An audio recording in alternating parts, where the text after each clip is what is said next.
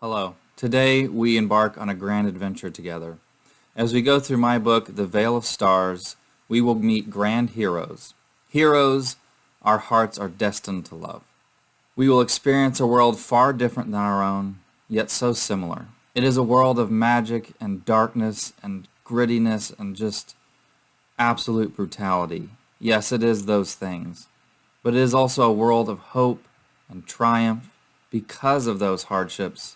In this book, we will learn the value of each other and see the beauty that we all carry within us. My hope is that this book will become something that is truly special for you.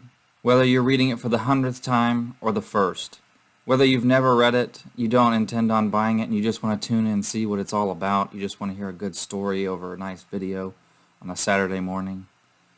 Whether you're watching it today when the video drops or 10 years after, I hope it sticks with you, becomes something we can cherish together, a uniting force that grants us a reprieve from the everyday stressors of our lives, but is still relevant enough to touch our hearts and to ring throughout our souls. Ladies and gentlemen, this is the Mistwood Publishing Book Club. I am your host, S.R. Mowry.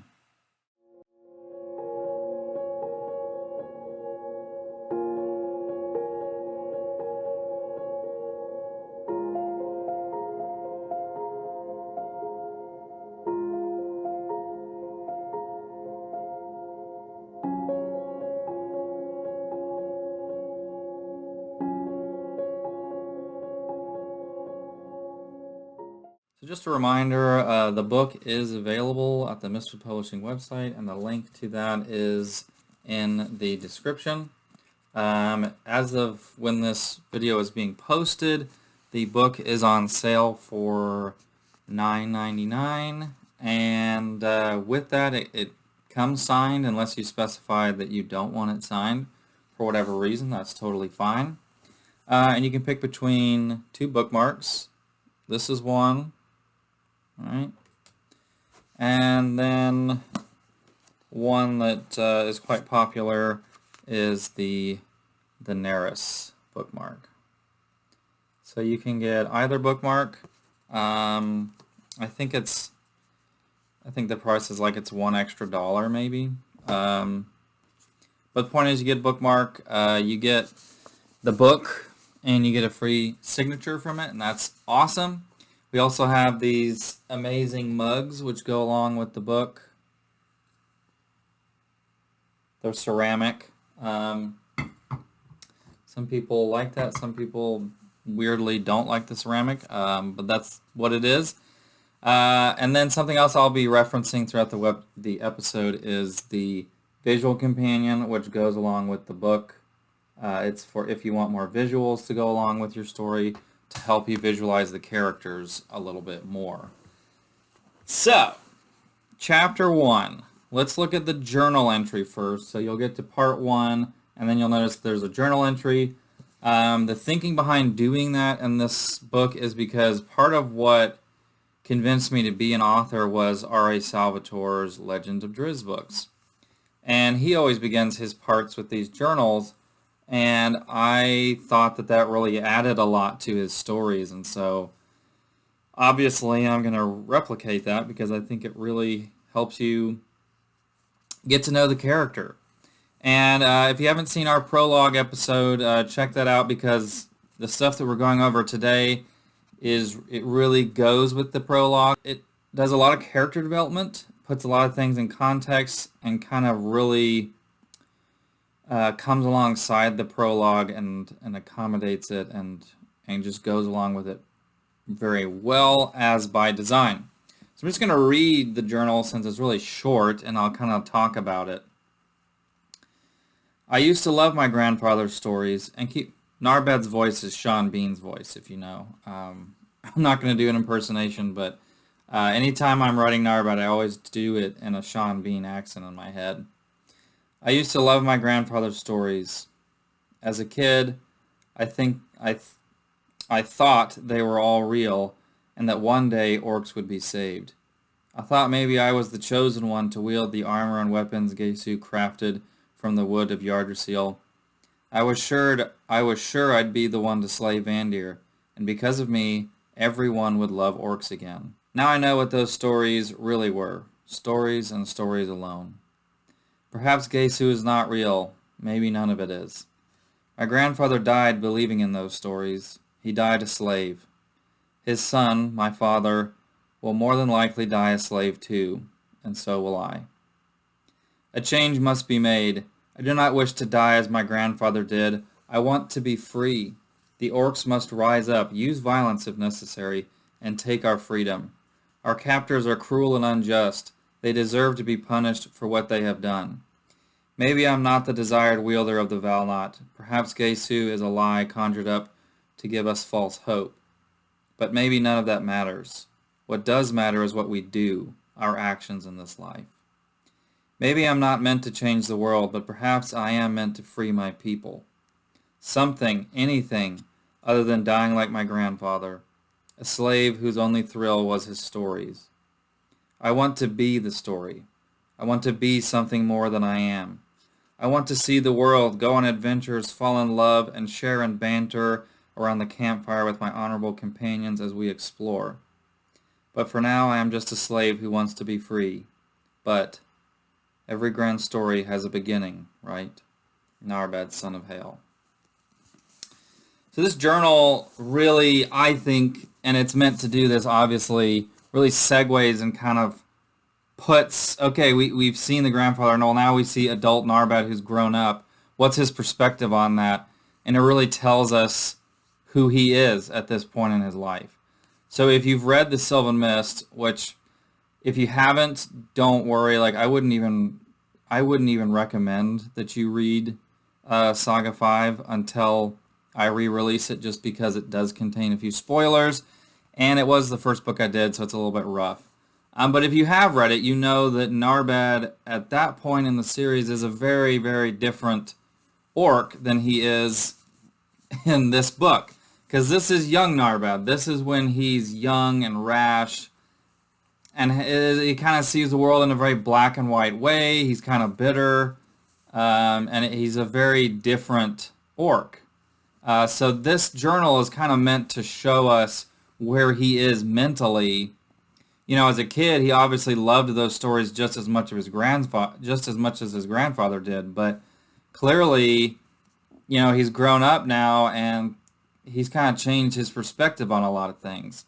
So it really, I think, does an excellent way of kind of segueing, like, okay, that was him as a kid, and he was all excited about the stories, but now he's an adult, and he's kind of rather pessimistic, and he's not sure what he believes in, which, you know, that's important for a character to start at a place where they can grow. If your character is already capable of defeating the bad guys and is perfect from the beginning, well, that's a really boring character. So I wanted to make sure that Narbad has flaws, and in every book of his trilogy, he will have flaws that he has to address and grow with, because, well, that's really important.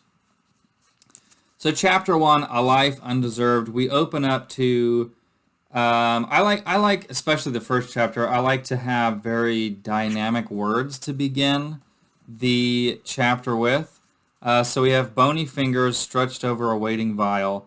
Violet liquid fizzed over the top, spilling onto unfeeling hands. The flask, directed by unnatural forces, was met with a second vial. Together they were poured out, their contents falling into a single glass container. The liquid turned scarlet, and a dusty smile cracked onto an undead face. Perfect, the lich croaked. So this is meant to kind of elicit your curiosity and kind of like hook you, kind of grab like, well, what in the world is, what's he making? And this undead, you know, we're dealing with a lich here.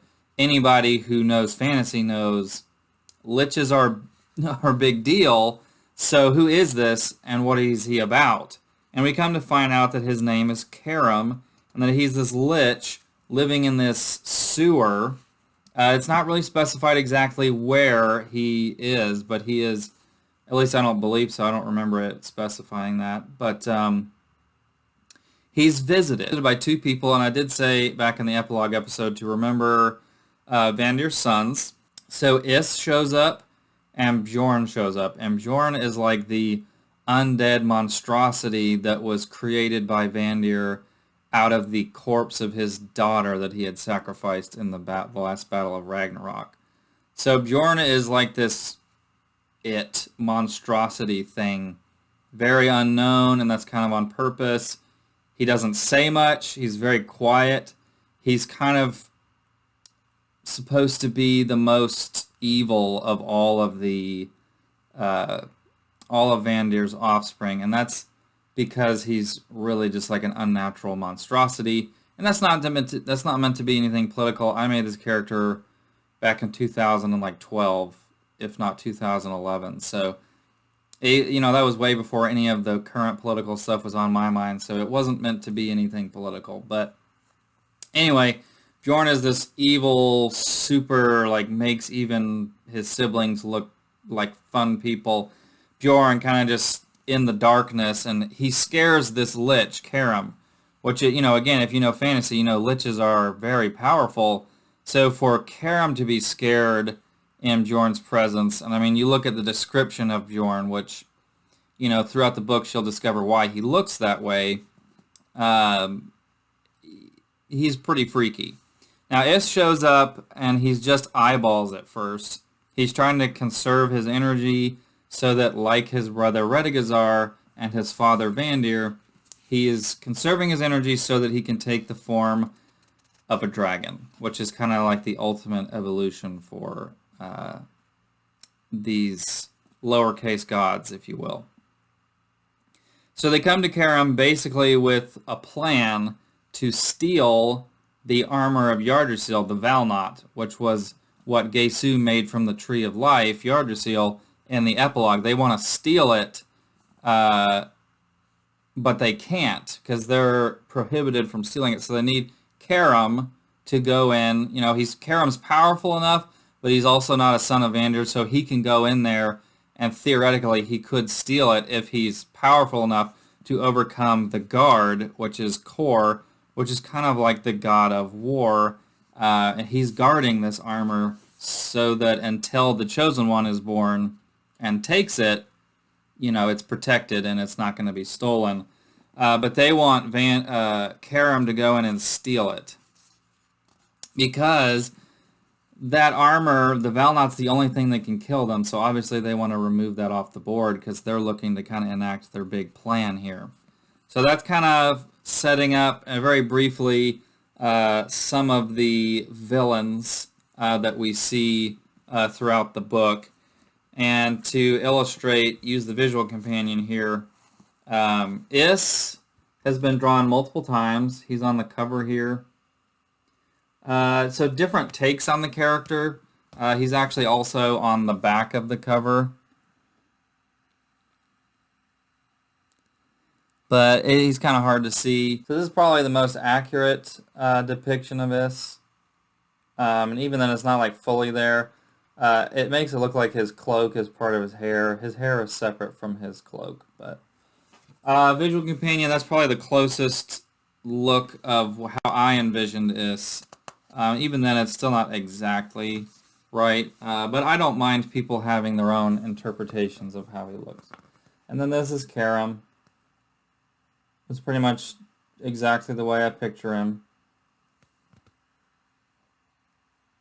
This is all in the visual companion. So you have Karam and Is to open up the chapter. Again, two depictions of him. And this one's actually in the book. I think near page 100. But yeah, Is shows up. So already using the visual companion a little bit. You might even be able to use the map in there. The map that's in this book is actually a bigger one in the visual companion, which helps you, know where things are.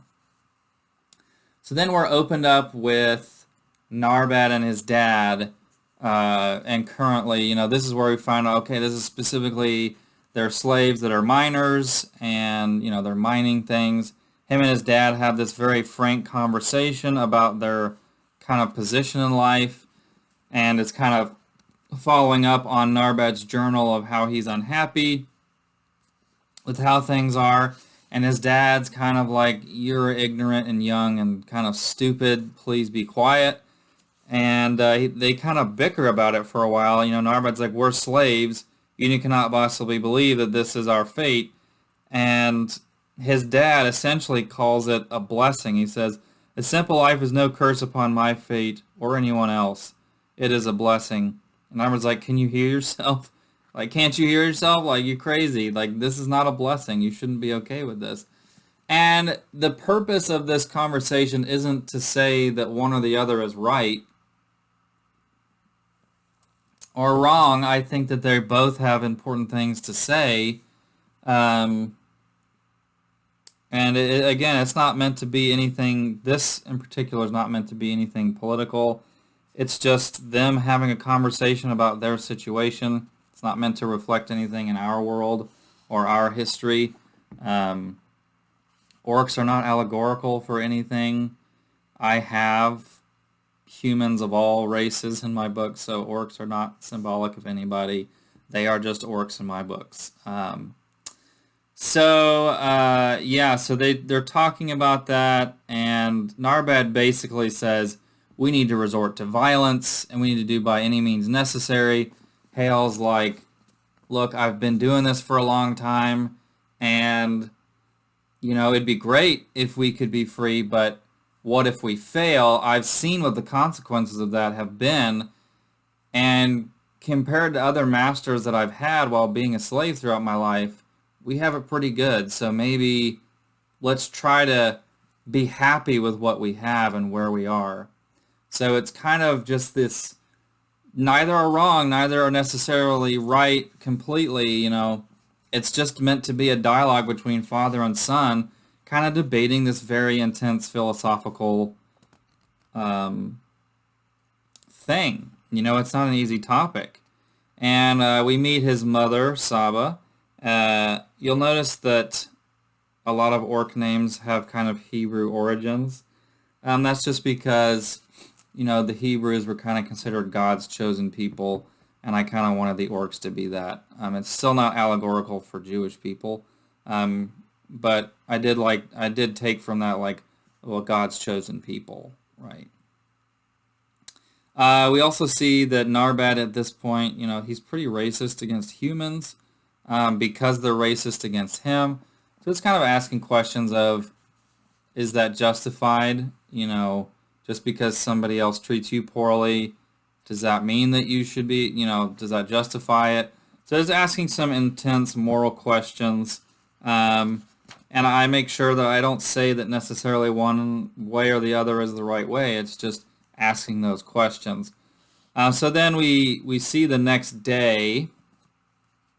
If I'm not mistaken, I think Narbad actually, he goes up on the roof before the next day, and he's basically having a very frank conversation with God, where we kind of see that some of what his dad said actually did get to him, and he's actually, we learn that Narbad is somebody that can have a conversation with somebody, and he's not already shut down, like, with his opinion. Like, he's going to hear that person out and consider what they had to say, which is kind of, it is saying, like, hey, we can have these intense conversations and we should be open-minded to the other side. So we kind of see, he goes up there and he kind of like is trying to, he doesn't even necessarily believe that Gesu is real, but he wants to believe, right? So he's kind of an agnostic at this point. He's like, I don't know how much of the old stories are true, but you seem to be the caring one in those stories grandfather used to tell. You and Rollo always captured my heart when I was young. I don't want to be a slave anymore. I want to be somebody. If you're out there listening to me, out of everything in the stars, hear my plea. Free me and I will be your servant. All these other gods have abandoned my people. If you're real, I choose you. Use me to do what you will have me do. I want change. And, I'm tapping in, like, Narbad's emotions here is that, you might feel, I might feel, we might feel that we are a slave of some kind. Maybe not literally like Narbad is, but we might feel like we're enslaved to some sort of thing, right? Whether that is an addiction to whatever, or, poverty, or whatever the case is. And so Narbad is kind of like that opening journal. He's kind of expressing, I think, what a lot of us feel is a desire to advance and to improve our station. And I think that's very ingrained in us as human beings in this world. And I hope it resonates with people because Narbad's kind of that example of, okay, my fate sucks. The cards I was dealt aren't great. I'm not satisfied. I want to improve, and I'm willing to do what's necessary to improve my life. And so, we're learning that Narbad is somebody who's willing, at least so he thinks at this point, he's willing to do what's necessary, whatever those costs are. He's desperate enough where he's willing to go whole pursuit of happiness on this thing, right? So the next morning, we have a little conversation with him and his mother, and then he goes to the capital of Nakfior, which is, where they are enslaved, with his father, and we kind of see the way humans are in this world. And it's not probably the most flattering depiction of humanity, and that largely comes from I don't necessarily have the largest, most positive view of humanity. Narbad, it's cold, it's snowing. I love snow visuals. You want to make a scene more epic if you're writing, you add snow or rain. It immediately becomes more epic to write, and it gives you a lot more sensory things to describe. So I really like snow. I really love the visuals in this chapter of Narbad kind of walking through this grim, dark, gray city with snow, and he comes across these people being hanged, some of them orc children, and he's just kind of forced to look at it. And it kind of just reaffirms his not liking where he's at in life.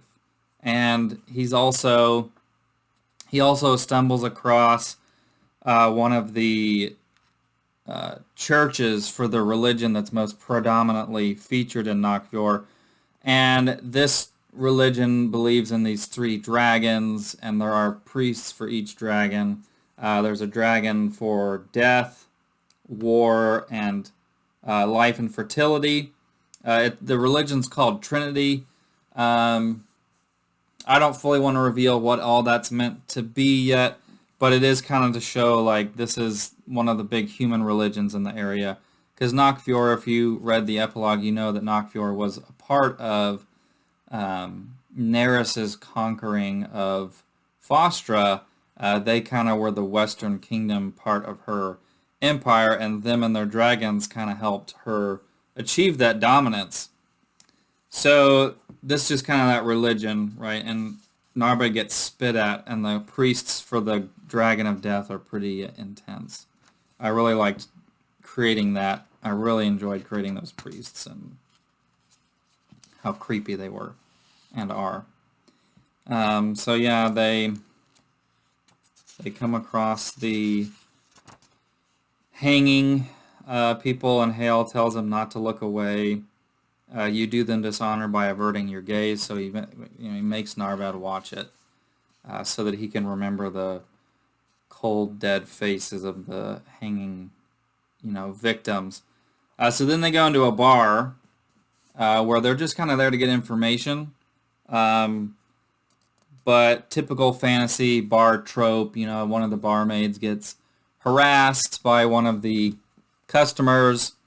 Narbad, who's just seen this great injustice outside and got spit at, and he's had a pretty rotten day, and the day before wasn't all that great either. He didn't get any reply from God, and he was kind of expecting it a little bit, hoping for it. So Narbad's in kind of a bad mood, so he gets in a fight with these patrons that assaulted the barmaid, and just absolutely lays waste to them. And we're introduced to this thing called the power of the orc, which is basically this super adrenaline that activates. They can't activate it by by their own will. But if an orc is put in a dire situation, or in really any situation that adrenaline would activate in a human, they have like this super adrenaline, which makes them like really, really strong, like to the point where they could like rip your arm out of its socket with relative ease. Not just like that. Like they couldn't just go like that and it would come off.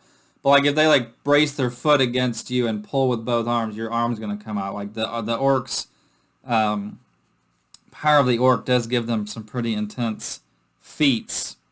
So he destroys this guy that he's fighting, and he's brought before the king because the guy he was fighting is the king's nephew. Narbad's dad's like, please don't say anything. Like, you get to see what the throne room looks like, you know, but they're kind of waiting for the king to show up, and then when the king shows up, you know, Hale's kind of like, please don't say anything, please don't say anything. But of course, Narbad does, and it doesn't go the way they thought. The king is actually receptive to what Narbad has to say.